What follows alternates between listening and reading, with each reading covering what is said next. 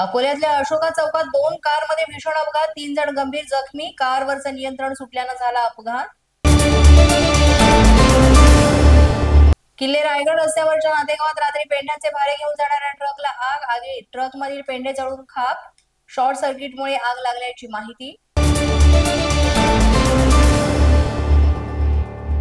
सांगलीच्या कृष्णा नदीमध्ये साखर कारखान्याने मळण मिश्रित सांडपाणी सोडल्यामुळे हजारो माशांचा मृत्यू. मोठ्या प्रमाणावर मळी सोडण्याचे प्रकार घडत असल्यामुळे कृष्णा नदीच्या प्रदूषणात वाढ.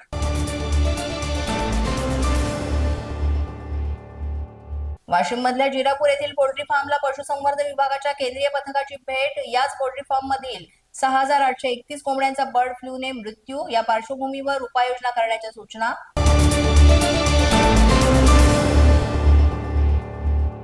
उन्हाळी पिकं करपून जाण्याच्या भीतीनं भंडाऱ्यातील शेतकरी चिंतातूर.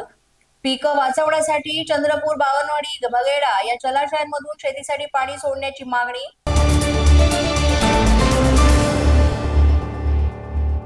तब्बल 12 वर्षांनंतर भारत पुन्हा चॅम्पियन्स. न्यूझीलंडचा 4 विकेट्सनं धुव्वा उडवत चॅम्पियन्स ट्रॉफीवर कोरलं नाव.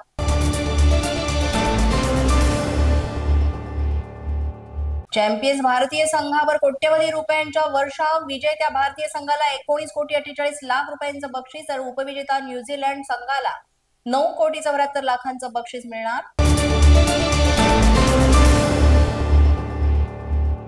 पंतप्रधान मोदी आणि केंद्रीय गृहमंत्री अमित शहाकडून भारतीय संघाला विजयाच्या शुभेच्छा. भारतीय संघाचा अभिमान वाटत असल्याची मोदींची पोस्ट. रोहित शर्मानं त्याच्या एकदिवसीय क्रिकेटमधून निवृत्तीच्या चालत असलेल्या अफवांचं खंडन करत अजून तरी निवृत्त होणार नाही असं केलं स्पष्ट.